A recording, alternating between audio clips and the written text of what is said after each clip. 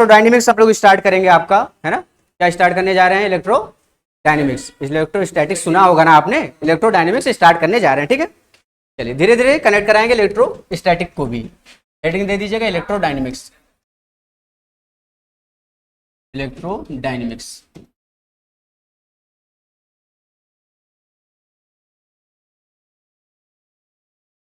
चलिए ठीक है, क्लास स्टार्ट करने जा रहे हैं, है ना। एक चीज ध्यान दीजिएगा, बराबर आपको बोलते रहना है क्लास में, शांत नहीं रहना, ठीक है ना। अब आई आवाज क्लियर?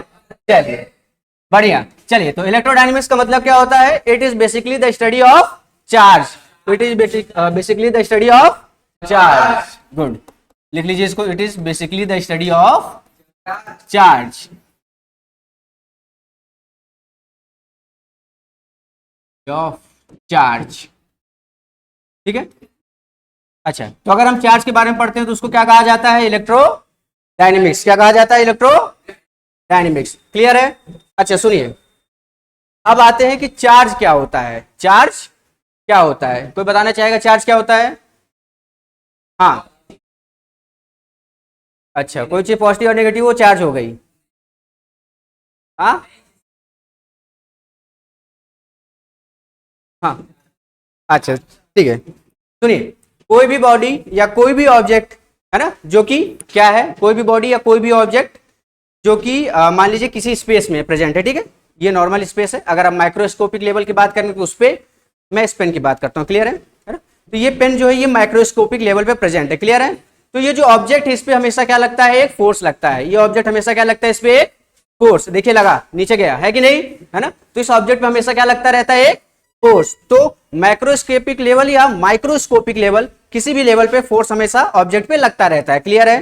तो जब वो फोर्स लगता है तो वो फोर्स दो तरीके का हो सकता है। वो फोर्स दो तरीके का हो सकता है, या तो वो अट्रैक्टिव फोर्स होगा या तो वो रिपल्सिव फोर्स होगा। या तो अट्रैक्टिव होगा या तो रिपल्सिव फोर्स होगा, क्लियर है ना। तो जब भी किसी ऑब्जेक्ट पे फोर्स लगता है, और वो फोर्स कहां लग रहा है? जहां पे इलेक्ट्रिक फील्ड प्रेजेंट है। अभी मैं लिखाऊंगा सारी चीजें, क्लियर है। अभी बस सुनिए। तो वो ऑब्जेक्ट पे जब भी फोर्स लगता है, कोई भी ऑब्जेक्ट है, वो फोर्स एक्सपीरियंस करेगा, है ना। एक्सपीरियंस कैसा करेगा? या तो अट्रैक्टिव एक्सपीरियंस करेगा या तो रिपल्सिव एक्सपीरियंस करेगा, है ना। यानी कि ऑब्जेक्ट या तो वो किसी के टुवर्ड्स अट्रैक्ट होगा या किसी से दूर जाएगा, ठीक। और ये चीज अगर किसी इलेक्ट्रिक फील्ड में हो रही है, ये चीज किसी इलेक्ट्रिक फील्ड में हो रही है, तो उसको कहा जाता है चार्ज। क्या कहा जाता है? चार्ज। समझ आया, है ना। हर ऑब्जेक्ट पे एक तरीका का क्या लगेगा? फोर्स लगेगा। हर ऑब्जेक्ट एक फोर्स एक्सपीरियंस करता है। वो फोर्स अगर किसी इलेक्ट्रिक फील्ड में लग रहा है तो उसे कहा जाता है चार्ज। क्या कहा जाता है? चार्ज। क्लियर है? तो इसको लिखना चाहेंगे? नोट करिए, है ना। तो बोल दे रहा हूं, लिख दीजिए, है ना। हाँ, लिखिए, चार्ज के बारे में लिखिए। It is the property,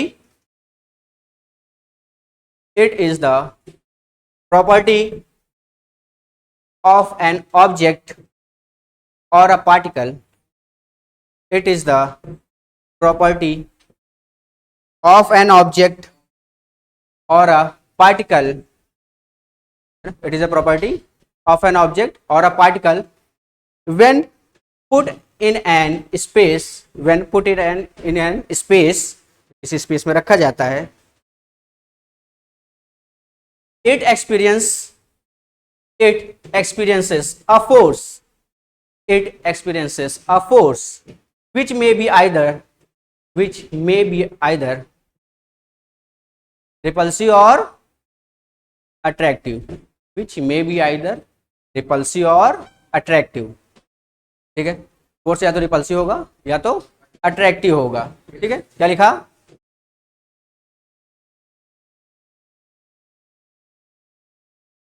put it in any space, it experiences a force. Force may be attractive or repulsive. But in case when there is an electric field, it is known as charge. But in case when there is an electric field, when in case there is an electric field, it is known as charge. Clear है? चलिए अब थोड़ा आगे बढ़ते हैं। चलिए अब हम कुछ देखेंगे प्रॉपर्टीज, अभी बिल्कुल बेसिक हम लोग चल रहे हैं, अभी चैप्टर में एंटर नहीं करे हैं, क्लियर है। कुछ हम लोग प्रॉपर्टीज देखते हैं, किसकी प्रॉपर्टीज देखेंगे, properties of a charge, heading डाल दीजिए।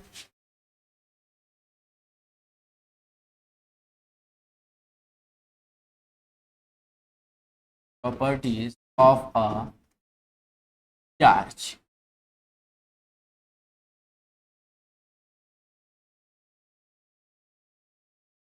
चलिए ध्यान से सुनिएगा, अभी लिखने का मौका मिलेगा, ठीक है।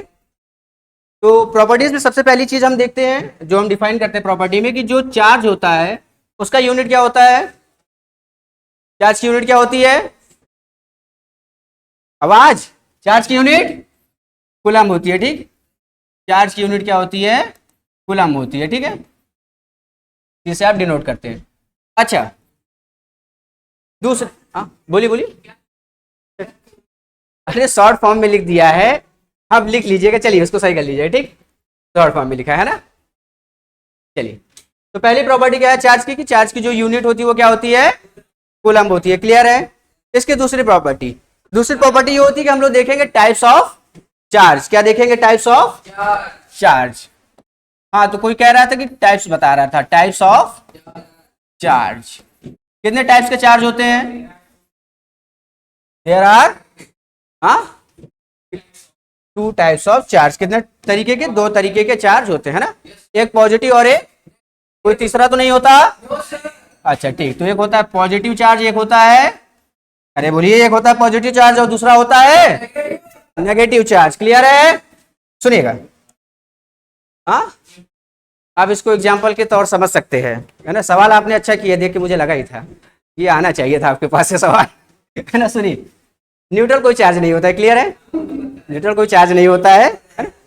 देखिए पॉजिटिव चार्ज का मतलब क्या होता है, अगर नंबर ऑफ, कोई एक एटम है उसमें अगर नंबर ऑफ प्रोटॉन्स ज्यादा है और इलेक्ट्रॉन्स कम है तो वो बन जाएगा क्या, पॉजिटिवली चार्ज्ड, क्लियर है। नेगेटिवली चार्ज का मतलब क्या है, नंबर ऑफ प्रोटॉन है बट इलेक्ट्रॉन्स जो है नंबर ऑफ वो बढ़ गए, तो क्या हो जाएगा ये नेगेटिवली चार्ज। और न्यूट्रल का मतलब क्या हुआ, जिसमें नंबर ऑफ प्रोटॉन्स और इलेक्ट्रॉन्स दोनों बराबर होंगे, सेम होंगे, ठीक है। अच्छा ठीक है, अभी लिखेगा नहीं क्योंकि इसको भी हम उसे वैसे लिखा देंगे, ठीक है, डिफिनेशन के तौर पे। सुनिए, तो जो चार्ज है वो 2 तरीके के होते हैं, पॉजिटिव और नेगेटिव, 2 तरीके के, पॉजिटिव और नेगेटिव। अब देखिए होता क्या है, एक प्रॉपर्टी यहाँ पे होल्ड करती है, पॉजिटिव और पॉजिटिव चार्ज के बीच में क्या होता है, या नेगेटिव और नेगेटिव चार्ज के बीच में क्या होता है, रिपल्सन होता है। क्या होता है, रिपल्सन होता है ना। क्या होता है इनके बीच में, रिपल्सन होता है। और अगर कोई पॉजिटिव या नेगेटिव या पॉजिटिव हो तो क्या हो जाएगा, अट्रैक्शन हो जाएगा। यानी कि अपोजिट चार्जेस क्या करते हैं, एक दूसरे को अट्रैक्ट करते हैं, और सेम चार्जेस क्या करते हैं, रिपेल करते हैं, है ना। अपोजिट चार्जेस अट्रैक्ट करते हैं और सेम चार्जेस क्या करते हैं, रिपेल करते हैं, क्लियर है। चलिए अभी लिखिएगा नहीं, मैं लिखाऊंगा, अभी बस सुनते रहिए, अभी नोट्स बनवाऊंगा आपका, ठीक। ये भी आपको बस बेसिक आइडिया दे रहा हूं, ठीक। चलिए 2 प्रॉपर्टी मैंने बता दी है ना। पहली प्रॉपर्टी क्या बताई कि जो यूनिट होती है वो क्या होती है, कूलम होती है। और दूसरी प्रॉपर्टी टाइप्स ऑफ चार्ज, कितने तरीके के, 2 तरीके, एक पॉजिटिव और एक नेगेटिव। पॉजिटिव पॉजिटिव रहेंगे या नेगेटिव नेगेटिव रहेगा तो, और पॉजिटिव और नेगेटिव रहेगा तो, कितना क्लियर है, ठीक। अब हम बात करते हैं स्मॉलेस्ट यूनिट की, किसकी बात करेंगे, स्मॉलेस्ट यूनिट, स्मॉलेस्ट यूनिट, ठीक है, स्मॉलेस्ट यूनिट। चलिए क्लास में सामने बैठना है, बोलते रहिएगा, ठीक है। स्मॉलेस्ट यूनिट, स्मॉलेस्ट यूनिट जो होती है वो क्या होती है, किसी भी चार्ज की स्मॉलेस्ट यूनिट क्या होती है, इलेक्ट्रॉन होती है, एक क्या होती है, एक इलेक्ट्रॉन होती है, ठीक। किसी भी चार्ज की स्मॉलेस्ट यूनिट जो होती है वो इलेक्ट्रॉन होती है, या तो प्लस ही या तो माइनस ही, ठीक है, प्लस ही या तो माइनस ही, ठीक है।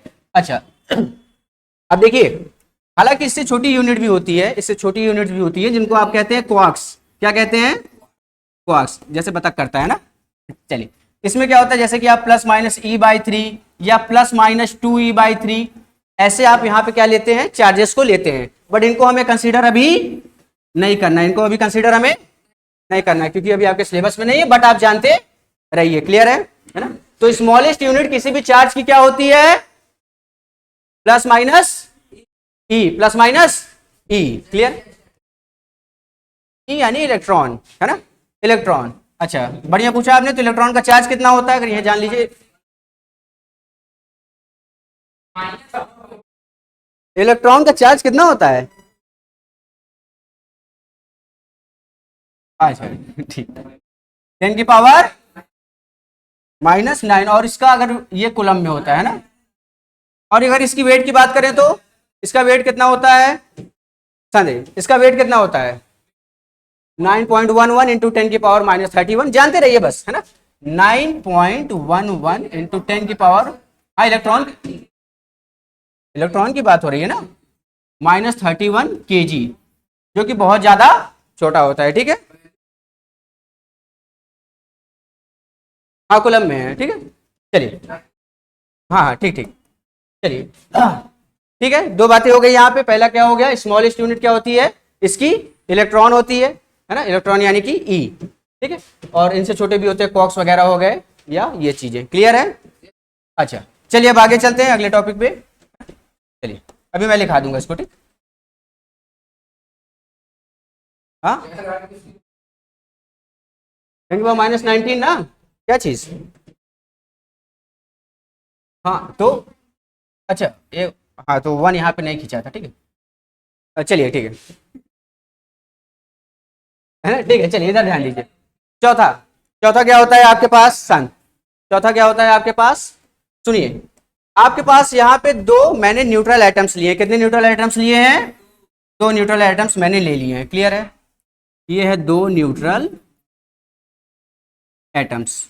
अच्छा न्यूट्रल एटम्स है तो यहाँ पे नंबर ऑफ प्रोटॉन्स जो होंगे वो नंबर ऑफ इलेक्ट्रॉन्स के इक्वल होंगे, यानी कि कोई भी अलग से चार्ज नहीं होगा। अच्छा तो मैं ये कह देता हूं कि मैंने ये जो दो न्यूट्रल एटम थे, इस न्यूट्रल एटम से मैंने क्या किया, चार्ज इधर से उधर ट्रांसफर किया, चार्ज इधर से उधर ट्रांसफर किया। चार्ज ट्रांसफर किया इसका मतलब क्या ट्रांसफर होगा, इलेक्ट्रॉन ट्रांसफर होगा, इसका मतलब इलेक्ट्रॉन ट्रांसफर होगा, ठीक है। तो यहां से ध्यान से समझिए, ये जो इलेक्ट्रॉन है इसको मैं कैसे ट्रांसफर कर सकता हूं, या तो एक इलेक्ट्रॉन ट्रांसफर करूंगा, या तो दो करूंगा, या तो तीन, है ना।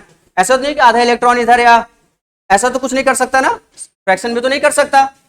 तो होता क्या है, जब भी इलेक्ट्रॉन्स का ट्रांसफर होता है, जब भी चार्ज ट्रांसफर होते हैं तो हमेशा क्या होते हैं, एन के मल्टीपल्स में होते हैं, एन के मल्टीपल्स में, है ना।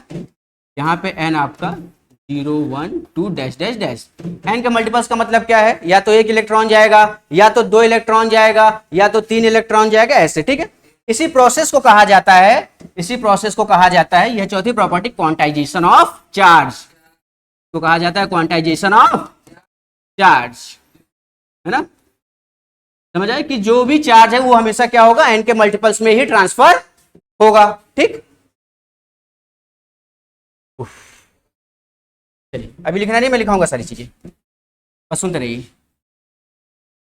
कोई बात नहीं, काट दीजिएगा, उसमें कौन मेहनत वाली बात है ना। चलिए कितनी प्रॉपर्टी हो गई, 4 हो गई, ठीक है। पांचवी प्रॉपर्टी देखिए, पांचवी प्रॉपर्टी क्या होती है, किसी भी आइसोलेटेड सिस्टम में जो चार्ज होता है वो क्या होता है, कंजर्व होता है। किसी भी आइसोलेटेड सिस्टम में चार्ज कंजर्व होता है। आइसोलेटेड सिस्टम समझते हैं आप, आइसोलेटेड सिस्टम, है ना, ये यानी कि एक ऐसा सिस्टम जिसमें बाहर का कोई भी इफेक्ट ना हो, है ना। यानी कि आइसोलेटेड सिस्टम को आप ऐसे कह सकते हैं कि मुझे कोई भी फर्क नहीं पड़ता है, ऐसा सिस्टम होता है जिसको बाहर से कोई भी मतलब नहीं होता है, ठीक है ना। तो यहां पे क्या होता है, चार्ज इज कंजर्व्ड, चार्ज हमेशा क्या रहेगा, कंजर्व रहेगा, क्लियर है। मान लेते हैं ये हमने एक रैंडम सा ड्रॉ कर दिया, एक ये आइसोलेटेड सिस्टम है, ठीक है। आइसोलेटेड सिस्टम यानी कि बाहर से कोई भी इसे फर्क नहीं पड़ रहा है, ठीक।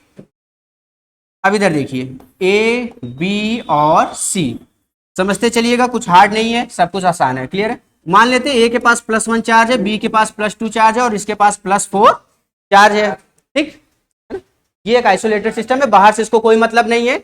ए एक आइटम है, बी दूसरा आइटम है, सी एक आइटम है, सभी के पास अपने अपने रिस्पेक्टिव चार्ज पड़े हुए हैं, ठीक है ना। अब इधर देखिए, तो इनके पास इनके चार्ज पड़े हुए हैं। होता क्या है, चार्ज हमेशा क्या होते हैं, चार्ज हमेशा क्या होते हैं, कंजर्व होते हैं, है ना। मान लीजिए कि कुछ यहाँ पे चेंज मैंने कर दिया, कि इसको मैंने -1 बना दिया, इसको मैंने माइनस या +3 बना दिया, तो ये वाला चार्ज कितना हो जाएगा, ये वाला चार्ज कितना हो जाएगा, कौन बताएगा? सोचिए, कुछ हार्ड नहीं है। चार्ज हमेशा कंजर्व रहेगा, चार्ज हमेशा कंजर्व रहेगा, यानी कि टोटल चार्ज कितना है इस सिस्टम के अंदर, 1 2 और 4, यानी टोटल कितना है 7 है ना। तो चेंज होने के बाद भी चार्ज कितना रहेगा, 7 ही रहेगा। ये मान लीजिए -1 हो गया, ये +3 हो गया, तो ये कितना होगा +5। आप कैसे कर सकते हैं, -1 है ना, +3 और इसको मैंने x एज्यूम कर लिया, क्लियर है ना। ये उधर गया और ये, तो x की वैल्यू कितनी आ गई आपके पास 5, प्लस में या माइनस में, प्लस में, तो +5 कूलम चार्ज हो जाएगा इस वाले का। यानी कि किसी भी आइसोलेटेड सिस्टम में इन सब का भी आगे यूज लगेगा, इसलिए बस हल्का हल्का आइडिया दे रहे हैं, ठीक। अभी हम टॉपिक में एंटर नहीं कर रहे हैं, बस हल्की हल्की चीजें आपको बता रहे हैं। अच्छा, तो क्या होता है, किसी भी आइसोलेटेड सिस्टम में चार्ज हमेशा रहेगा कंजर्व, आइसोलेटेड सिस्टम में चार्ज हमेशा रहेगा कंजर्व, ठीक है। दोनों बात ध्यान रखिएगा, ठीक। एक छोटी सी बात और, अरे मैं लिखाऊंगा, अभी परेशानी नहीं है, मैं लिखाऊंगा सारी चीजें, अभी दोबारा आऊंगा इस पे, ठीक। अभी मैं टर्म्स का आपको आइडिया दे रहा हूँ, ठीक, बस अभी टर्म्स क्या क्या यूज होंगे उनका आइडिया दे रहा हूँ। अच्छा, एक प्रॉपर्टी और होती है, एक प्रॉपर्टी यहाँ पे और होती है, वो रिलेटिविटी से थोड़ी कनेक्टेड है ना, रिलेटिविटी से कनेक्टेड है। देखिए होता क्या है, आपने पता नहीं ये सुना है कि नहीं इधर, है ना, कि जब कोई भी बॉडी है ना, जब कोई भी बॉडी है, अगर उसके पास अगर लाइट की स्पीड आ जाती है तो उसका मास नेग्लिजिबल हो जाता है, नहीं सुना है? अच्छा, आप कभी जैसे पता नहीं इमेजिन करा है कि नहीं, बहुत हल्का महसूस होता है, मान लीजिए कभी आप तेजी से दौड़ रहे हैं ना, तो आपको थोड़ा हल्का महसूस होगा, बहुत ज्यादा चेंज तो नहीं आएगा लेकिन हल्का फुल्का चेंज आपको महसूस होगा, ठीक। तो इसके ब्रॉड लेवल पे देखा जाता है ऐसा, जो चार्ज वगैरह होते हैं ना, जो चार्ज होते हैं वो भी मूव करते हैं जगह से दूसरी जगह, तो उनके मास में भी चेंज होता है, ठीक। यानी कि मास जो होता है वो चेंज करता है, मास जो है वो चेंज करता है यहाँ पे, ठीक है। मास क्या करता है, मास यहाँ पे चेंज होता है जब किसी भी पार्टिकल के पास कोई वेलोसिटी होती है, ठीक है ना, मास यहाँ पे चेंज करेगा। अच्छा, एक चीज और होती है, चार्ज, चार्ज के बारे में एक बात कही जाती है। देखिए, अगर वेलोसिटी चेंज कर रही है तो मास चेंज करेगा, वेलोसिटी चेंज कर रही है तो मास वेलोसिटी चेंज हो रही है तो मास चेंज होगा, लेकिन अगर वेलोसिटी चेंज हो रही है तो चार्ज चेंज नहीं होगा, ठीक है। तो चार्ज को कोई भी इफेक्ट नहीं पड़ता है वेलोसिटी की वजह से, ठीक। ये दोनों वेलोसिटी के टर्म्स में लिख रहे हैं। तो जो फॉर्मूला होता है वो कुछ ऐसा होता है, इसको मैं साइक्लो इलेक्ट्रॉन्स पढ़ाऊंगा आगे है तो उसमें यूज करूंगा, ठीक। m is equal to cyclo electrons आगे मिलेगा आपको, ठीक, 1 - v²/c² के बराबर होता है, ठीक है। ये होता है आपके पास रेस्ट मास, ये होता है रेस्ट, ये होता है रेस्ट मास, c आपकी स्पीड ऑफ लाइट होती है और v वेलोसिटी जिससे आप मूव कर रहे हैं, ठीक है ना।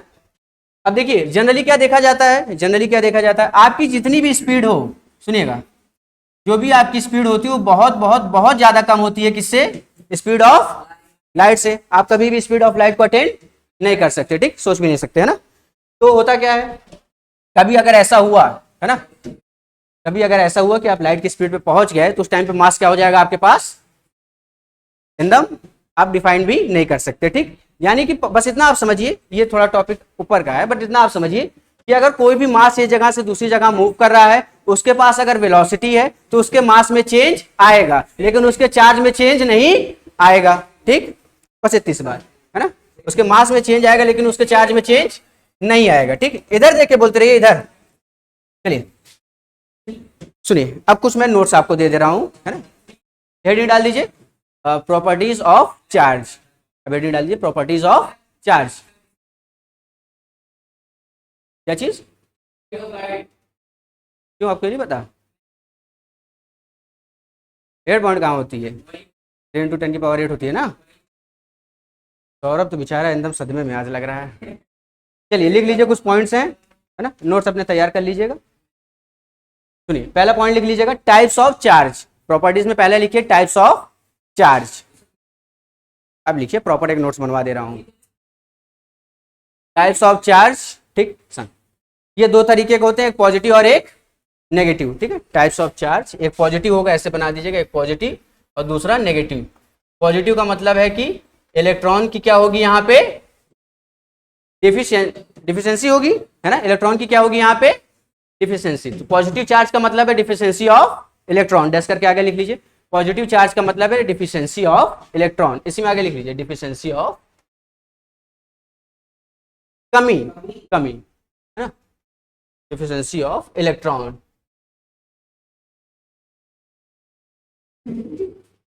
चलिए, और दूसरा है नेगेटिव चार्ज। नेगेटिव चार्ज मतलब कि एक्सेस ऑफ इलेक्ट्रॉन, अगर किसी आइटम पे ज्यादा इलेक्ट्रॉन आ जाएगा, है ना, तो कैसा हो जाएगा, नेगेटिवली चार्ज हो जाएगा। और उसके पास से किसी आइटम से इलेक्ट्रॉन अगर निकल के चला गया तो कैसा हो जाएगा, पॉजिटिवली चार्ज हो जाएगा। ठीक, तो पॉजिटिव का मतलब है कि डिफिशियंसी ऑफ इलेक्ट्रॉन, और नेगेटिव का मतलब है कि एक्सेस ऑफ इलेक्ट्रॉन।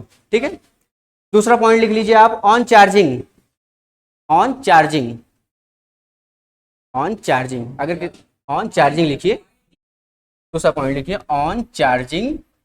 अगर कोई बॉडी चार्ज हो रही है, कोई बॉडी चार्ज हो रही है, यानी कि उसके पास या तो इलेक्ट्रॉन आ रहा होगा या तो इलेक्ट्रॉन जा रहा होगा। तो कोई भी बॉडी अगर चार्ज हो रही होगी तो क्या होगा, उसका मास चेंज करेगा, उसका मास क्या करेगा, चेंज करेगा। नहीं, ये पॉइंट मैंने बताया ही नहीं, तो आप लिखे कहां से, ये पॉइंट तो मैंने बताया ही नहीं, ये वाला। अगर आप किसी भी बॉडी को चार्ज करेंगे तो उसका मास क्या होगा, चेंज करेगा। ठीक, कैसे चेंज करता है, m is equal to n time M E, ये होता है delta m is equal to n time M E. M E यानी कि mass of electron, mass of electron, और n का मतलब है इंटीग्रल मल्टीपल।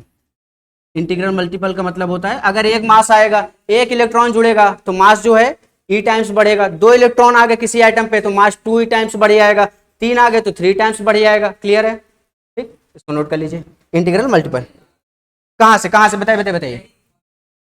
हाँ, फॉर्मूला ऑन चार्जिंग, अभी कहा तो कोई एक बॉडी है ना, अगर उस पे इलेक्ट्रॉन आएगा या उससे इलेक्ट्रॉन जाएगा तो बॉडी क्या होगी, चार्ज होगी, है ना। न्यूट्रल एटम पड़ा हुआ है आपके पास, या तो इलेक्ट्रॉन आएगा तो वो कैसा चार्ज होगा, नेगेटिवली चार्ज, और उस एटम से अगर इलेक्ट्रॉन गया तो कैसा चार्ज हो जाएगा, पॉजिटिवली चार्ज। तो जब भी ऐसा प्रोसेस होता है तो उस टाइम पे मास जो है वो चेंज करता है। मास क्या करता है, चेंज करता है। तो जब भी कोई बॉडी चार्ज होती है तो मास चेंज करता है, और मास चेंज कैसे करता है, delta m is equal to n times mass of electron. N times का मतलब है या तो एक इलेक्ट्रॉन जाएगा, या तो दो इलेक्ट्रॉन जाएगा, या तो दो आएगा। ठीक है, अभी क्लियर। हाँ, हाँ, ये मास ऑफ इलेक्ट्रॉन, क्लियर।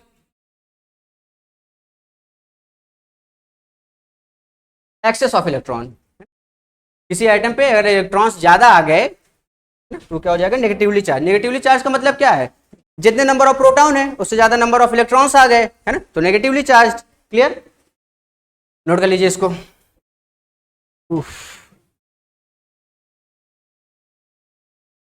ठीक है, अभी थोड़ा थ्योरी वाला पोर्शन है ना, क्वेश्चन में पहुंचने दीजिए मुझे। ठीक, अगला लिखिए।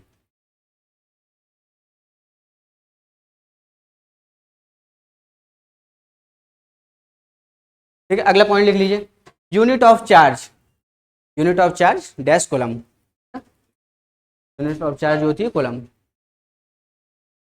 कोलम की स्पेलिंग आती है ना, ठीक है, ब्रैकेट में सी लिख लिया है। ठीक, ठीक है, और जो डायमेंशन फार्मूला, डायमेंशन फार्मूला क्या हो जाएगा, कोलम चार्ज का डायमेंशन फार्मूला। अगर मैं डायमेंशन फार्मूला की बात करूं चार्ज के, तो वो क्या होगा,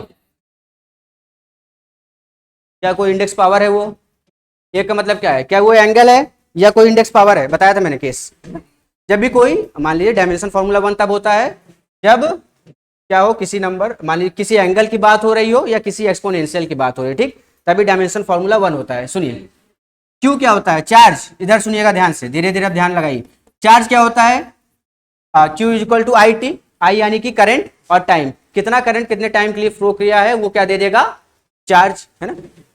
तो अगर मैं इसके डायमेंशन फार्मूला की बात करूं तो इसका डायमेंशन फार्मूला क्या हो जाएगा, क्यू क्या हो जाएगा, क्या कहते हैं इसको, करंट, करंट का क्या कहते हैं, डायमेंशन फार्मूला क्या होता है, करंट का डायमेंशन फार्मूला क्या होता है, ए, है ना, नहीं ध्यान है तो देखिए, करंट का डायमेंशन फार्मूला ए होता है और टाइम का डायमेंशन फार्मूला होता है टी।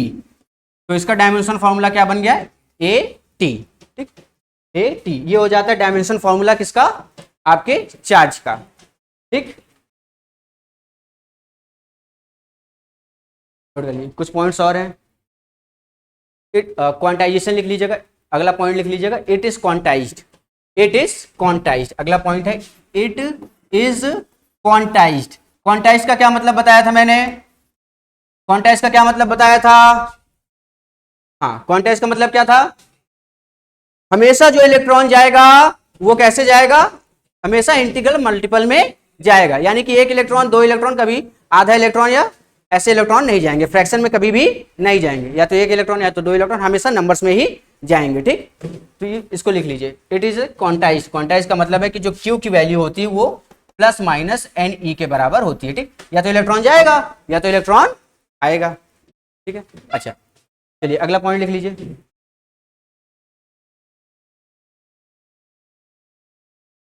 मैंने समझाने के लिए आपको बनाया था, मैंने कहाँ कहा था लिखने के लिए।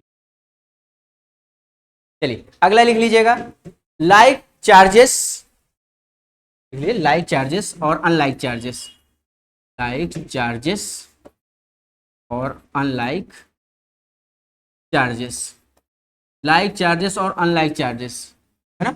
लाइक चार्जेस क्या करते हैं, लाइक चार्जेस क्या करते हैं, आवाज नहीं आ रही, लाइक चार्जेस क्या करते हैं, रिपल्सन करते हैं। ठीक है ना, और अनलाइक चार्जेस क्या करते हैं, अट्रैक्शन शो करते हैं। ठीक, नोट कर लीजिए, आगे डैश करके ऐसे बना लीजिएगा। ठीक है, ये like charges repulsion, unlike charges attraction. ठीक है, सभी लोग कर लें।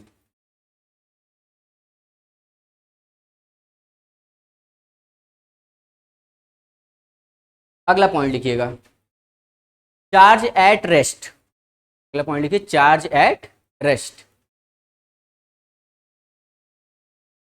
प्रोड्यूसेस, प्रोड्यूसेस, हाँ हाँ, charge at rest produces electric effect, charge at rest produces electric effect. कोई भी चार्ज जो कि रेस्ट पे होगा वो हमेशा क्या प्रोड्यूस करता रहता है, इलेक्ट्रिक फील्ड।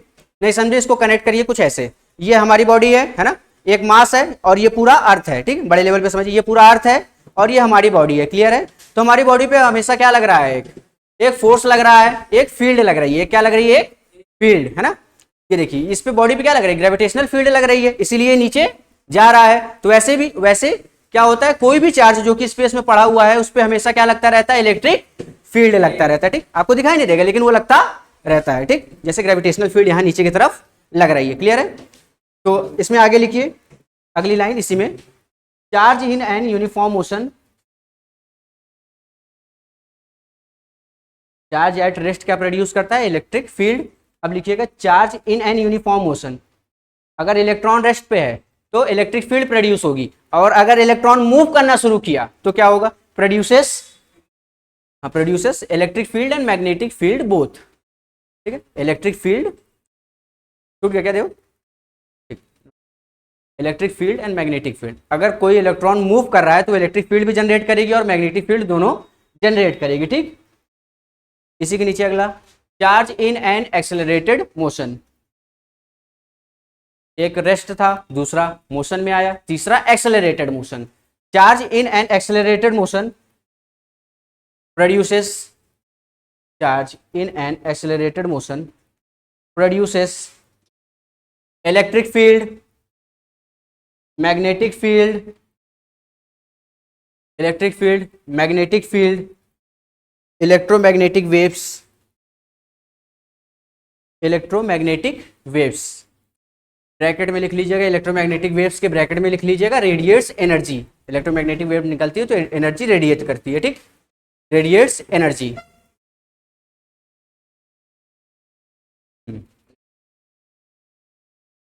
हाँ, इलेक्ट्रिक फील्ड, मैग्नेटिक फील्ड और इलेक्ट्रोमैग्नेटिक फील्ड, जब बॉडी क्या हो, एक्सेलरेटेड होगी। ठीक, कितनी प्रॉपर्टी हो गई, हाँ 8 हुई होंगी, टोटल 8 हो गई ना। हाँ, 9वीं और लास्ट प्रॉपर्टी लिख लीजिए। ठीक है, method of charging, method of दे दीजिएगा नाम 9th पॉइंट का, मेथड ऑफ चार्जिंग।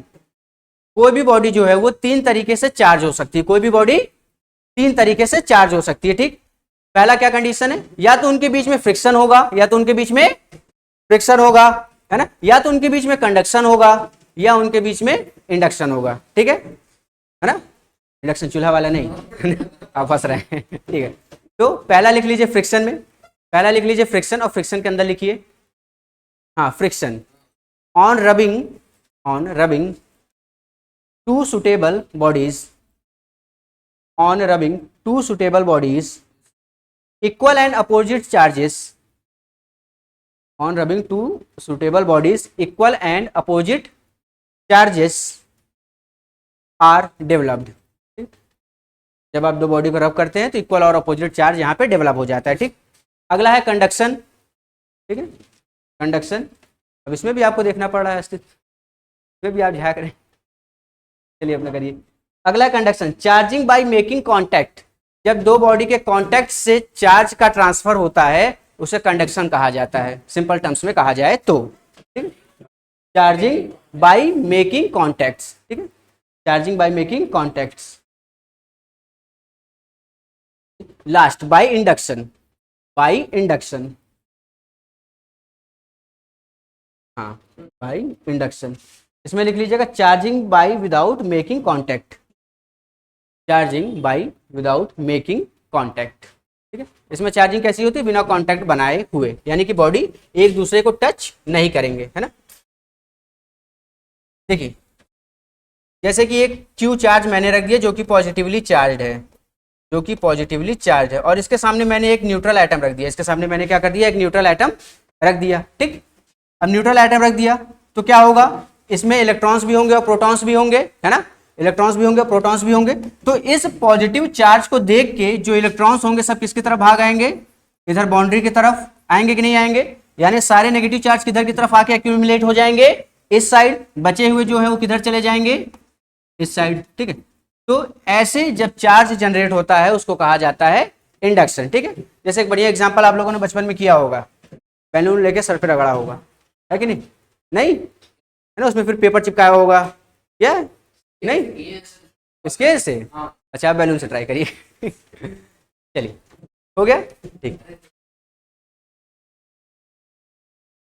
चलिए हम लोग पढ़ रहे थे इलेक्ट्रोडायनेमिक्स को, है ना, हम लोग पढ़ रहे थे इलेक्ट्रोडायनेमिक्स को।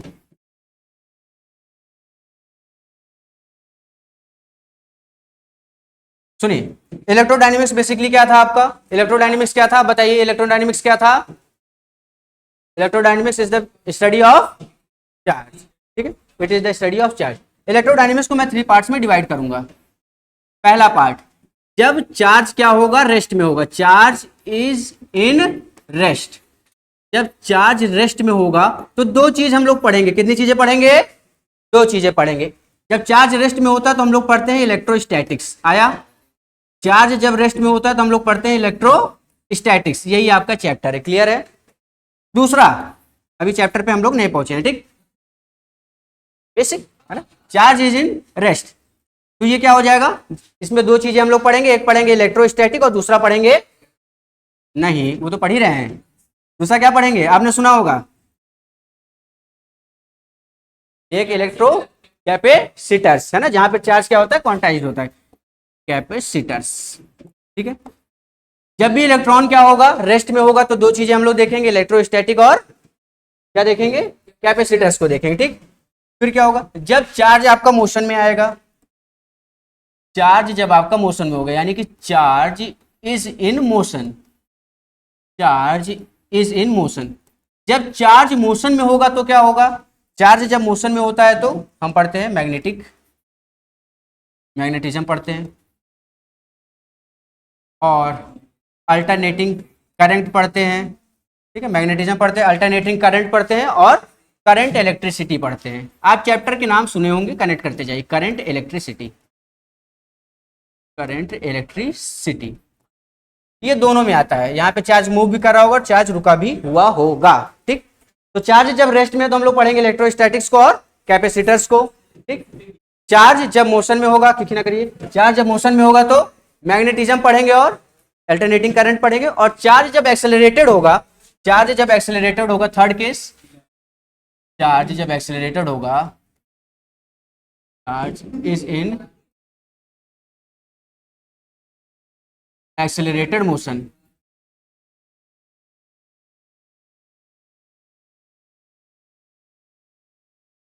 चलिए चार्ज क्या होगा, जब एक्सेलरेटेड मोशन में होगा तो हम लोग इलेक्ट्रोमैग्नेटिक वेव्स को पढ़ते हैं। ठीक, ये पूरी मिलके बनाती है आपकी इलेक्ट्रोडायनेमिक्स, इलेक्ट्रोमैग्नेटिक वेव्स को पढ़ते हैं। ये सारे चैप्टर्स हम लोग पढ़ेंगे किसके अंडर, इलेक्ट्रोडायनेमिक्स के अंदर पढ़ेंगे, ठीक।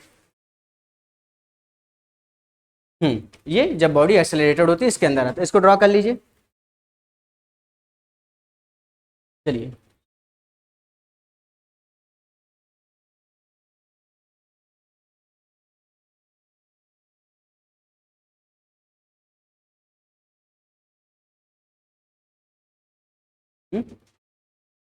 क्या होने वाला है? हाँ हाँ, इसको करिए।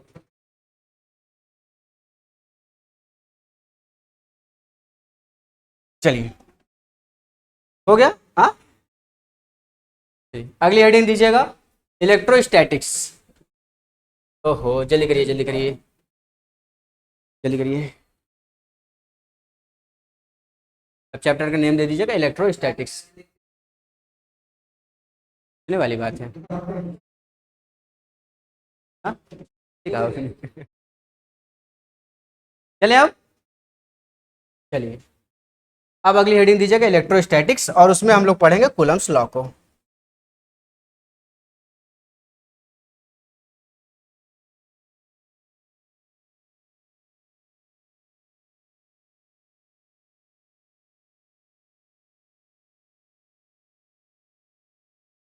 इलेक्ट्रोस्टैटिक्स नाम दीजिए।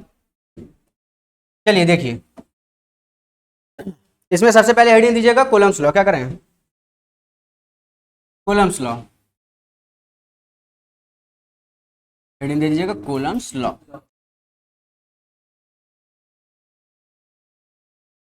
ठीक है, चलिए। तो सबसे पहले हम लोग यहाँ पे कूलम्स लॉ को पढ़ेंगे। कूलम्स लॉ पढ़ा है किसी ने? अभी पढ़ा होगा हल्का फुल्का, है ना। चलिए देखते हैं कूलम्स लॉ क्या होता है। मान लेते हैं मेरे पास दो चार्जेस हैं, मान लेते हैं मेरे पास, ध्यान से सुनिएगा इस कॉन्सेप्ट को, तब मैं फॉर्मूला, अभी मैं फॉर्मूला नहीं बता रहा हूं, अभी कहां से आया मैं वो बता रहा हूं, ठीक। आपके पास दो पॉइंट चार्जेस हैं, एक Q1 और दूसरा Q2, ठीक। एक Q1 है और दूसरा Q2 है। क्योंकि मैं मान लेता हूं कि जो दोनों पॉइंट चार्जेस है इनके बीच का जो चार्ज है वो कैसा है, सेम है, ठीक है, सेम चार्जेस है। और सेम चार्जेस होंगे तो दोनों चार्ज एक दूसरे को क्या करेंगे, रिपेल करेंगे, एक दूसरे को रिपेल करेंगे। रिपेल करेंगे तो होता क्या है, क्योंकि ये चार्ज है तो इसके अगल बगल क्या होंगी, इलेक्ट्रिक फील्ड होंगी, है ना, इलेक्ट्रिक फील्ड। और दूसरी चीज क्या है, कोई भी चार्ज है उसके ऊपर हमेशा एक फोर्स एक्सपीरियंस होता रहता है। सबसे पहले मैंने यही बताया था, कोई भी चार्ज है उस पर हमेशा एक फोर्स एक्सपीरियंस होता रहता है, क्लियर है। तो मान लेते ये पहला है, ये दूसरा है, तो इस चार्ज की वजह से इस पर एक फोर्स लगेगा, लगेगा कि नहीं लगेगा, है ना। ये फोर्स हो जाएगा F12, क्या हो जाएगा, F12, यानी कि force on two with respect to one. Velocities पढ़ाया था, रिलेटिव मोशन याद करिए, है ना। इसका मतलब क्या होता है, जो वन है वो टू को देख रहा है, क्लियर है ना, या फिर टू जो है वो वन को देख रहा है। टू जब वन को देखेगा, वन टू का मतलब क्या है, टू जब वन को देखेगा तो टू को पता चलेगा कि इधर से एक फोर्स निकल रही है जो कि इधर की तरफ जा रही है, ठीक है। तो F12 का ये मतलब हुआ। अब इधर क्या हो जाएगा, F21, फोर्स क्या है, एक वेक्टर क्वांटिटी, है ना, फोर्स क्या है, वेक्टर क्वांटिटी। हाँ, अभी नहीं, अभी मैं कनेक्ट करा रहा हूं, अभी तो मैंने वो भी नहीं बताया फॉर्मूला भी, ठीक। चलिए, तो दो चार्जेस है, दोनों सेम चार्जेस है ना, तो इसकी वजह से इस पे फोर्स लगेगा इस डायरेक्शन में, और इसकी वजह से इस पे फोर्स लगेगा इस डायरेक्शन में, ठीक है। अच्छा, मैं बोल देता हूं कि दोनों चार्जेस क्या है, इक्वल है। मैं बोल देता हूं कि दोनों चार्जेस इक्वल है। दोनों चार्जेस इक्वल है तो दोनों के बीच का फोर्स भी क्या होगा, इक्वल होगा। तो दोनों फोर्स का जो मैग्नीट्यूड है वो भी क्या होगा, इक्वल होगा। ये समझे कि नहीं समझे, है ना, दोनों फोर्स का मैग्नीट्यूड क्या होगा, इक्वल होगा। यहां तक क्लियर है आपको। तो मैंने बस बहुत ही बेसिक से बात आपको क्या बताई कि दो फोर्स हैं, फोर्स पे लगेगा क्या, दो चार्ज हैं, चार्ज पे क्या लगेगा, फोर्स लगेगा। और फोर्स जो लगेंगे वो किस डायरेक्शन में लगेंगे, अपोजिट डायरेक्शन में लगेंगे। और उनका मैग्नीट्यूड भी अगर इक्वल हुआ तो मान लेते, यहां पे हम मान के चलते कि इनका मैग्नीट्यूड इक्वल है, तो ये कूलम्स लॉ को फॉलो करेगा, ठीक है, ये कूलम्स लॉ को फॉलो करेगा। अच्छा सुनिएगा ध्यान से, यही कंडीशन है ना, अगर ऐसा होता है तो ये कूलम्स लॉ को फॉलो करता है। कूलम्स लॉ में आप यही पढ़ते हैं ना, K Q1 Q2 upon R square, इनके बीच का डिस्टेंस और चार्ज, है ना। फोर्स आप कैसे निकालते हैं, मैं यहां लिख देता हूं, अभी यूज नहीं करेंगे इसको, ठीक। ये होता है K Q1 Q2 upon R square, ये होता है आपके पास, ठीक है। यानी कि चार्ज पे डिपेंड करता है, किस पे डिपेंड करता है, चार्ज पे डिपेंड करता है, चार्ज पे डिपेंड करता है, और इस पे क्या लगता है, फोर्स लगता है। चार्ज जो फोर्स है वो अपोजिट डायरेक्शन में होता है, ठीक। अब फोर्सेस इक्वल फोर्स और अपोजिट डायरेक्शन में लग रहा है, तो इसको क्या मैं ये कह सकता हूं, ये एक्शन रिएक्शन पेयर है, हाँ या ना, ये क्या एक्शन रिएक्शन पेयर है। एक्शन रिएक्शन पेयर यानी कि एक्शन रिएक्शन पेयर क्या होता है कि इक्वल फोर्स अपोजिट डायरेक्शन में लग रहे हैं ना, Newton's third law, every action have reaction in equal and opposite direction, in equal and opposite direction, ठीक है। Every action have reaction in equal and opposite direction, वो यहाँ पे फॉलो हो रहा है, ठीक है। एवरी एक्शन हैव रिएक्शन, इसके वजह से इस पे रिएक्शन हुआ, इसकी वजह से इस पे रिएक्शन हुआ, every action have reaction in equal and opposite direction, ठीक है। तो ये न्यूटन लॉ को भी फॉलो कर रहा है, ठीक है। अब इसको ध्यान से देखिए, मैं सेम यही चीज फिर से करने जा रहा हूं, लेकिन इस बार सोचिएगा जरा, इसको ध्यान से समझिएगा। ये मेरे पास एक चार्ज Q1 है, ये मेरे पास दूसरा चार्ज Q2 है, क्लियर है। दो अपोजिट चार्जेस हैं, है ना, दो अपोजिट चार्जेस हैं, ठीक है। दोनों पे मान लेता हूं अपोजिट फोर्स भी लग रहा है, दोनों पे मान लेते हैं अपोजिट फोर्स भी लग रहा है, फोर्स अपोजिट है ना, फोर्स अपोजिट डायरेक्शन में लग रहा है, जो कि कंडीशन होनी चाहिए। क्या कंडीशन होनी चाहिए, दो चार्ज होने चाहिए, है ना, चार्ज के ऊपर फोर्स लगना चाहिए, दोनों फोर्स अपोजिट रिएक्शन में अपोजिट डायरेक्शन में लगना चाहिए, ये न्यूटन्स थर्ड लॉ को फॉलो करना चाहिए। बट ये कूलम्स लॉ को फॉलो नहीं कर रहा है, कूलम्स लॉ को फॉलो नहीं कर रहा है। कारण क्या है, जो चीज मैंने यहां बोली वही चीज मैंने यहां भी बोली, कुछ अलग नहीं बोला। तो ये कूलम्स लॉ को फॉलो कर रहा है, ये कूलम्स लॉ को फॉलो नहीं कर रहा। कारण क्या है, अरे अपोजिट डायरेक्शन है ना, यहां भी तो अपोजिट डायरेक्शन है ना, बिकॉज ऑफ सेंट्रल फोर्स। यहां पे एक टर्म आप सीखिए, क्या है टर्म, सेंट्रल फोर्स। हाँ, मैं कहा कुछ आप पूछ रहे हैं, ठीक है, ठीक है। सेंट्रल फोर्स, सेंट्रल फोर्स होता है, ठीक। सेंट्रल फोर्स का मतलब है कि फोर्स जैसे इधर लग रहा है, इनको इन फोर्सेस को जोड़ने वाला सेंटर, ठीक है, इन फोर्सेस को जोड़ने वाला सेंटर यहीं पे लाई कर रहा है। अगर यहाँ पे लाई कर रहा है तो ये कूलम्स लॉ को फॉलो करेगा, और लाई नहीं कर रहा है तो कूलम्स लॉ को फॉलो नहीं करेगा, ठीक। इतना बना लीजिए, अभी इतना बना लीजिए, ठीक। थोड़ा जल्दी बनाइए तो थोड़ा ज्यादा कर पाएंगे हम लोग।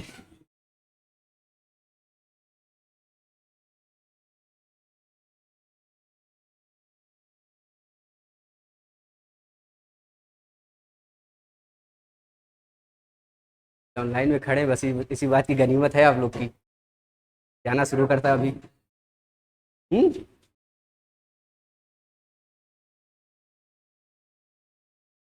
हाँ, ऑनलाइन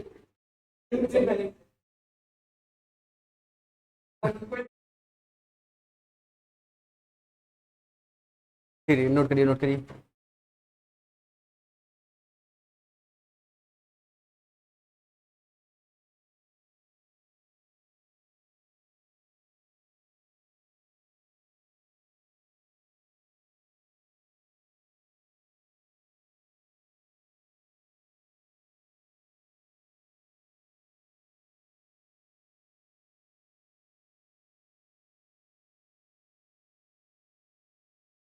हो गया, थोड़ा थोड़ा जल्दी करिए,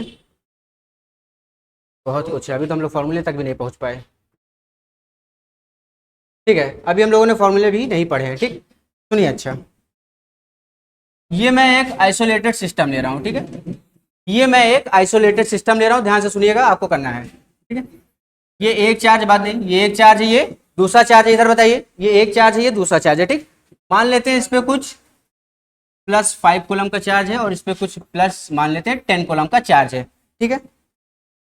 ये दोनों आइसोलेटेड सिस्टम में रखे हुए हैं, ये दोनों आइसोलेटेड सिस्टम में रखे हुए हैं, ठीक। होता क्या है, होगा क्या, ध्यान से सुनिए, ये दोनों फोर्स आइसोलेटेड सिस्टम में जैसे ही रखे जाएंगे, दोनों फोर्सेस पे अपोजिट डायरेक्शन में क्या लगेगा, दोनों चार्जेस पे अपोजिट डायरेक्शन में क्या लगेगा, फोर्स लगेगा, है ना। तो मान लेते हैं जब फोर्स लगा तो इसके पास एक वेलोसिटी जनरेट हो गई, वेलोसिटी मान लेते हैं कुछ 20 मीटर पर सेकंड की यहाँ पे जनरेट हो गई, क्लियर है, 20 मीटर पर सेकंड की कुछ वेलोसिटी यहाँ पे जनरेट हो गई। तो ये चार्ज इस चार्ज से कितनी स्पीड से भागेगा, मुझे बताइए, ये क्वेश्चन। चलिए फिर से सुनिए, आइसोलेटेड सिस्टम है, ये दोनों पॉजिटिवली चार्ज है, पॉजिटिवली चार्ज का मतलब इनके बीच में रिपल्सन होगा, रिपल्सन होगा, और क्या होगा, इसके वजह से इस पे फोर्स लगेगा, और इसके वजह से इस पे फोर्स लगेगा, क्लियर है। और क्या होगा, सुनिए, अब इस पे फोर्स लगेगा तो ये पार्टिकल इधर की तरफ या ये चार्ज इधर की तरफ भागेगा और ये चार्ज इधर की तरफ भागेगा। और ये अगर 20 मीटर मान लेते हैं पर सेकंड से भाग रहा है तो ये कितनी तेजी से भागेगा आपको ये बताना है। 40 मीटर पर सेकंड से, पक्का? 31-32 कोई 40 कितने लोग कह रहे हैं 40 मीटर पर सेकंड से भागेगा, एक आपको बताया ये, ठीक है 40 मीटर पर सेकंड से जाएगा। और अच्छा चलिए एक छोटा सा कॉन्सेप्ट है, कॉन्सेप्ट ये है, ये मैंने बार बार कहा कि ये कैसा सिस्टम है, आइसोलेटेड सिस्टम है। ये कैसा सिस्टम है, आइसोलेटेड सिस्टम है। आइसोलेटेड सिस्टम होगा इसका मतलब यहाँ पे एक्सटर्नल फोर्स, अब बोलिए धीरे धीरे क्वेश्चन आएगा, यहाँ पे एक्सटर्नल फोर्स 0 होगा, यहाँ पे कोई भी बाहरी फोर्स काम नहीं करेगा, कोई भी बाहरी फोर्स काम नहीं करेगा तो ये यहाँ पे क्या होगा, यहाँ पे जो मोमेंटम है वो क्या होगी, यहाँ पे मोमेंटम क्या होगी, यहाँ जब भी एक्सटर्नल फोर्स नहीं लगता है तो मोमेंटम हमेशा क्या होती है, कंजर्व होती है। मोमेंटम क्या होती है, कंजर्व होती है कि नहीं होती है ना। कोई एक्सटर्नल फोर्स काम नहीं कर रहा है तो मोमेंटम कंजर्व होगी। मोमेंटम कंजर्व होगी इसका मतलब जितना पहले इसके पास एम यू था उतना ही बाद में भी इसके पास एम और यू होगा। एम यू का मतलब मास इनटू वेलोसिटी। अगर मैं पहले बात करूं, पहले इसके पास मास मान लेते हैं, मास चलिए कुछ भी एक्स और वाई कुछ भी मास दे देते हैं, ठीक है, लिख ही देते हैं कोई नंबर आपकी आसानी के लिए। मान लेते हैं ये 2 किलो का है और ये चलिए ठीक है 2 3 5 हो गया ना, ठीक है सुनिए होगा क्या, मोमेंटम कंजर्व रहेगी। क्या शुरू में इन दोनों के पास कोई वेलोसिटी थी, शुरू में इन दोनों के पास कोई वेलोसिटी थी, बोली हाँ या ना, शुरू में कोई वेलोसिटी थी नहीं थी, तो मास इंटू वेलोसिटी, इसकी भी वेलोसिटी 0 थी, इसकी भी वेलोसिटी 0 थी, तो इनिशियल मोमेंटम क्या था, 0 था। फाइनल मोमेंटम जब यहाँ पे फोर्स एक्ट किया तो इनके पास वेलोसिटीज आ गई है ना, वेलोसिटीज आ गई तो अब क्या होगा, अब देखिए ध्यान से, mass into velocity, mass into m1v1 plus m2v2 है ना, किसका किसका, इसका मास और वेलोसिटी और इसका मास और वेलोसिटी, जितना पहले था मास और वेलोसिटी उतना बाद में भी होगा है ना। पहले 0 था यानी कि बाद में भी 0 होगा, इसलिए मैंने इसको 0 से बराबर कंपेयर कर दिया, ठीक। अब सुनिए चलिए मास कितना है इसका 2 kg, वेलोसिटी मुझे नहीं पता, वेलोसिटी मुझे u दी है तो मैं u ले लेता हूं, ठीक, प्लस सेकंड वाले का मास कितना है 3 और इसकी वेलोसिटी कितनी गिवन है आपके पास 20 गिवन है, क्लियर है। इसको इधर लेते आइए, इसको इधर लेते आइए, क्या बन जाएगा 2u इज इक्वल्स टू -60 होगा नहीं होगा, अरे ये 3 इंटू 20 60 और इधर आएगा तो माइनस हो जाएगा, तो 2u बराबर -60, तो u की वैल्यू -30 मीटर पर सेकेंड, ठीक है, ठीक है ना। तो ये जो चार्ज है किससे भागेगा, -30 मीटर पर सेकेंड से। माइनस का मतलब ये होता है अगर मैंने इस डायरेक्शन को पॉजिटिव लिया है तो ये डायरेक्शन नेगेटिव को शो कर रही है, ठीक है ना। 40 आंसर आ गया, चलिए नोट, नहीं अभी नहीं, अभी तुम चैप्टर भी नहीं पढ़ाए हैं अभी, चलिए नोट करिए इसको, करिए, हाँ अभी क्वेश्चन आ रहे हैं, बिना क्वेश्चन कराए नहीं छोड़ूंगा, मैं हटा नहीं रहा हूँ, मैं बस टच कर रहा था।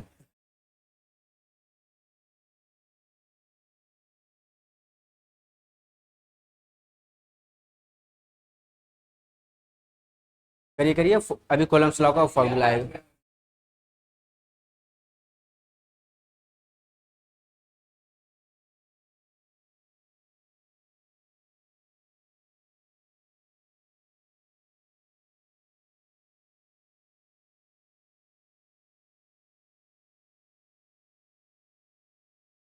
चलिए चलें।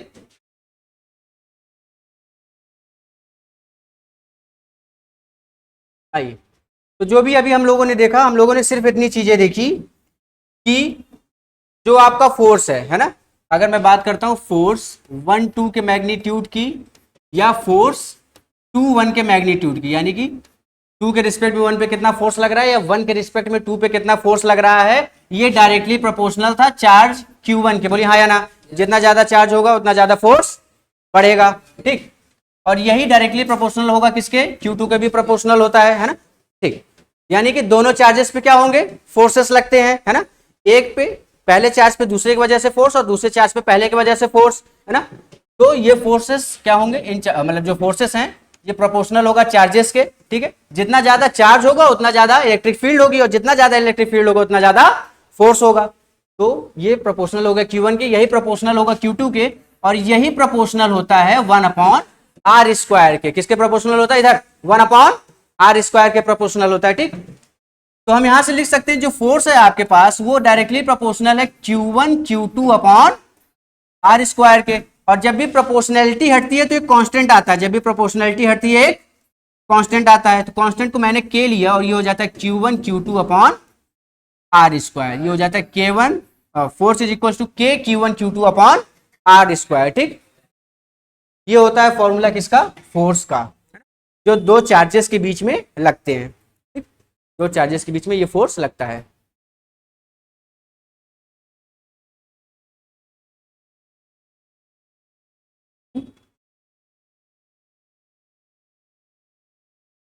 हम्म।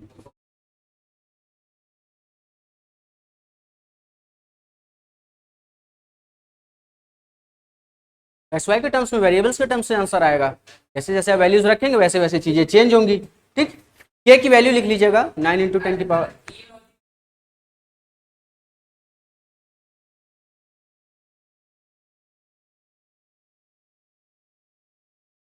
एक मिनट रुकिए, फिर से बोलिए क्या बोल रहे हैं? हाँ। हम्म हम्म हम्म हम्म हम्म। चार्ज और उसमें वेलोसिटी में क्या रिलेशन है? कोई रिलेशन बताया क्या मैंने? मास और वेलोसिटी में आपने रिलेशन पढ़ा है? चार्ज और रिलेशन उसमें तो मैंने कोई रिलेशन बताया है ना।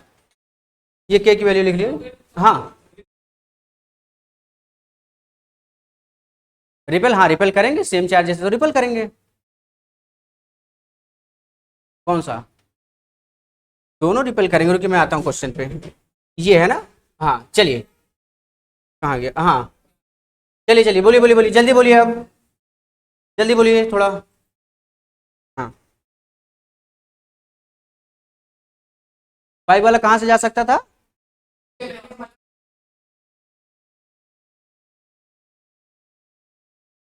मैं काट के 40 कर दूं? हाँ हाँ, बताइए। ये 10 कूलम का चार्ज था, डिपेंड करता है मास पे, है ना?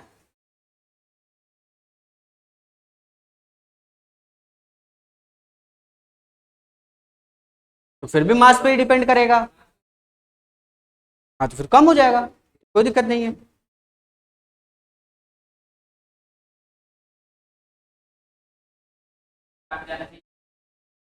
वो मास पे डिपेंड करेगा ना। आप समझ, ये मास पे डिपेंड करेगा ना। ज्यादा हो रहा है क्या?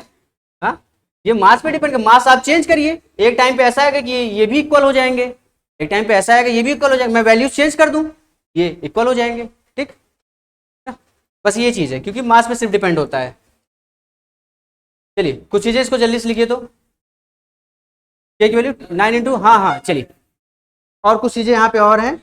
इसकी यूनिट, हाँ के कांस्टेंट है, अभी मैंने प्रोपोर्शनैलिटी हटाया ना। हाँ, ये न्यूटन मीटर स्क्वायर पर कूलम होता है। क्लियर है? हाँ, ये एक कांस्टेंट है, जब भी प्रोपोर्शनैलिटी हटेगी कि एक कांस्टेंट के आता है। ठीक, नोट कर लीजिए, है ना? चलिए जल्दी से। और के की जो वैल्यू होती है, यहाँ से लिख लीजिए, के की वैल्यू जो होती है वो 1/4πε0 के बराबर होती है। एप्सिलॉन नॉट जो होता है ये परमिटिविटी ऑफ स्पेस होता है। ठीक, ये होता है परमिटिविटी, परमिटिविटी ऑफ स्पेस। ठीक है, इसको नोट कर लीजिए। के की वैल्यू 1/4πε0 के बराबर होती है, जहां पे एप्सिलॉन नॉट जो होता है वो परमिटिव ऑफ स्पेस होता है। परमिटिव ऑफ स्पेस का क्या मतलब होता है? कोई जानता है परमिटिव ऑफ स्पेस का मतलब? हाँ, वैक्यूम में, है ना? बड़ी, इनके कहने का मतलब है कि वैक्यूम में कोई इलेक्ट्रिक फील्ड कितनी ज्यादा स्प्रेड होगी वो बताता है कौन? Permittivity space. ठीक, चलिए, जो हो गया आपके पास। मुझे थोड़ा सा नोट्स आपको देना, वो लिख लीजिए बस। ठीक, थोड़ी जो अभी समझाया है ऊपर उसको थोड़ा लिखा दे। आपका बोर्ड से देखिए मुझे, वरना सीधे मैं सिर्फ क्वेश्चन पे ही आता फिर। हाँ चलिए, अच्छा चलिए, लिख लीजिए। ई की वैल्यू लिख लीजिएगा 8.85 इंटू 10 की पावर -12, इसकी वैल्यू भी लिख लीजिएगा। ई की वैल्यू नहीं बताया मैंने, एप्सिलॉन नॉट 8.85 इंटू, ये सारे वैल्यूज आपको ध्यान रहने चाहिए, इनको डायरेक्टली हम लोग यूज करेंगे, ठीक है। क्या चीज, एप्सिलॉन नॉट, हाँ इसकी वैल्यू है 8.85 इंटू 10 की पावर -12, ठीक, वहीं से निकलती है। जल्दी से लिखिए कुछ पॉइंट्स जो मैंने भी समझाए हैं, ठीक है। Force between two charges are, बहुत इंपॉर्टेंट पॉइंट लिखा रहा हूँ, इसको कर लीजिए, ये भर रह जाए तो रह जाए, लेकिन ये पॉइंट जरूर लिख लीजिए।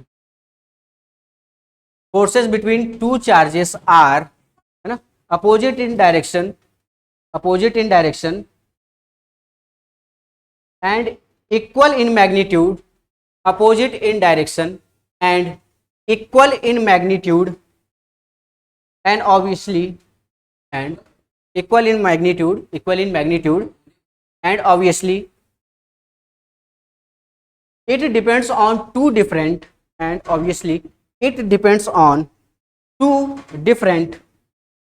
charges, and obviously it depends on two different charges. That's why it is known as action reaction pair. That's why it is known as action reaction pair. क्या छूट गया क्या, आगे ठीक है, आगे लिखिए, आगे अगले पॉइंट में इलेक्ट्रोस्टैटिक फोर्स ऑलवेज, स्कूल की छुट्टी हो ही चुकी है आप लोगों की, परेशान है। Electrostatic force always act along, electrostatic force always act along the line joining the two charges, हाँ always acts along the line joining the two charges, that's why it is known as central force, that's why it is known as central force, that's why it is known as central force। Last point लिख लीजिए बस, that's why it is known as central force। देखिए force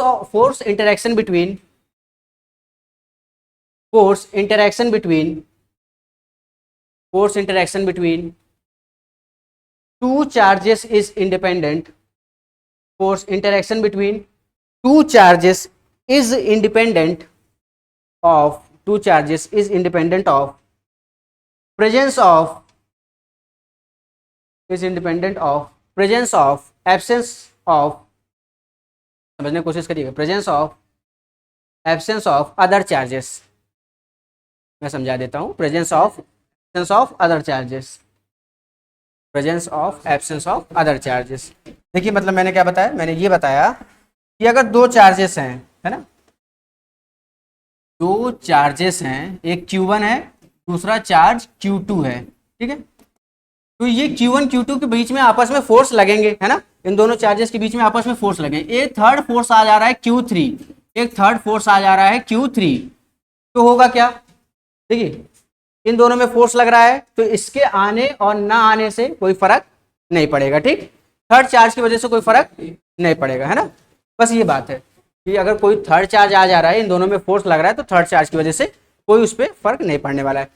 फर्क sense ये है कि उसके force में चेंज आएगा, बट उसके चार्ज में चेंज नहीं आएगा। बात दोनों समझिएगा, फोर्स इसकी वजह से इधर लगेगा, इसकी वजह से फोर्स इधर लगेगा, बट चार्ज में कोई चेंज नहीं आएगा। Q1 चार्ज पहले भी था, Q2 चार्ज बाद में, मतलब ये था, चार्जेस आपस में, हाँ चार्ज में कोई फर्क नहीं पड़ेगा, ठीक, चलिए हो गया, ठीक है, ठीक, ऑफ कर दीजिए। अभी मैंने क्वेश्चंस वगैरह कुछ आपको नहीं लगवाए हैं।